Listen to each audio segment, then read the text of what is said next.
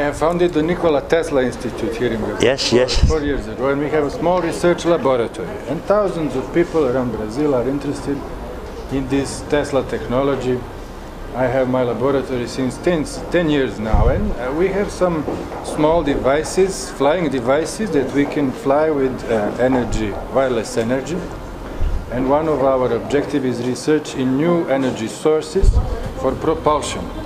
So, in our laboratory, we are building some small devices that use electrostatic propulsion, and we want to recreate propulsion systems that are observed in flying and unidentified flying objects. So, can you please tell us a little bit more in your experience in observation and in history, if there are some archaeological or writings that show how are we visited, with what type of technology in terms of energy? Tesla was so yes, but I have no idea what kind of energy they use. You know, we have descriptions, for example, in the Bible, Prophet Ezekiel, where he describes that the splendorness of the eye descended with smoke, fire, trembling, loud noise, etc. So it was really an object, it was not spiritual. Or for example, Moses describes when the Lord comes on the holy mountain, it's again with smoke, fire, trembling, loud noise, etc. In ancient India, we have descriptions of different vehicles called vimanas, but they are different types. Some of them could fly to the moon, others of them could only fly around the earth. It's like our aircrafts. Our aircrafts fly in the atmosphere, but the spaceships, they go to the moon. So there are different engines.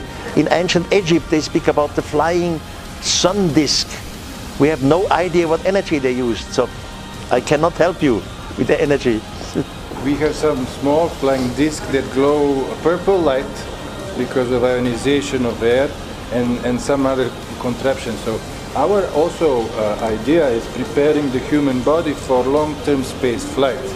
In this sense, we are developing electromagnetic clothes.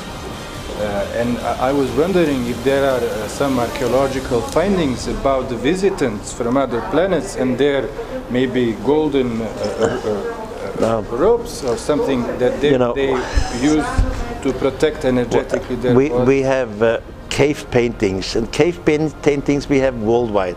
For example, in the Sahara Desert, we have it among the Hopi Indians in North America, we have it in the Kimberley Ranges in Australia, we have it near Switzerland in the valley, and the so-called gods were always represented with helmets, halos. They always had something to protect our body. Glow. They were never just normal human, because they have to protect them against our bacteria, our vira. They had to breathe another air than we have, so they were always protected. You know, the humans never saw the face of the extraterrestrials. Even in the Bible, Moses asked the Lord, "Can I see your face?" And the Lord said, "No. Those people who see my face will die." The same thing in Sumerian Gilgamesh epic. Gilgamesh asked if he can see the face of the Lord. He says, "No. The humans who see my face will die." So they had to protect themselves.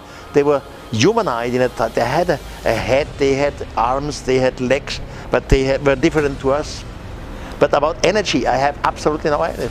And the third last question that I have is, we are working on the human bioplasma technology. We have to analyze the human bioplasma and potentialize. We worked with psychics, with psychic experiences that have telepathic abilities.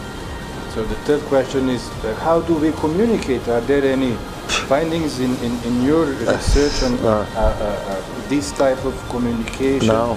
I mean, communication was always easy. Look, in our time, 100 years ago, our ethnologists, they went to, for example, to the upper Amazon River, or they went to the upper Nile in Africa. There were tribes living who had complete different languages to us. No one of the tribes of the natives speak German or French or Italian or British English. They were complete different languages. But the language was never a problem. The humans, the ethnologists, after 2-3 months, they spoke the language of the extraterrestrials. There was no problem of communication. You know, in my view, these extraterrestrials who were here some thousands of years ago, they behaved themselves like today's ethnologists would do. They studied a few tribes, they studied a few language, and they could speak with them.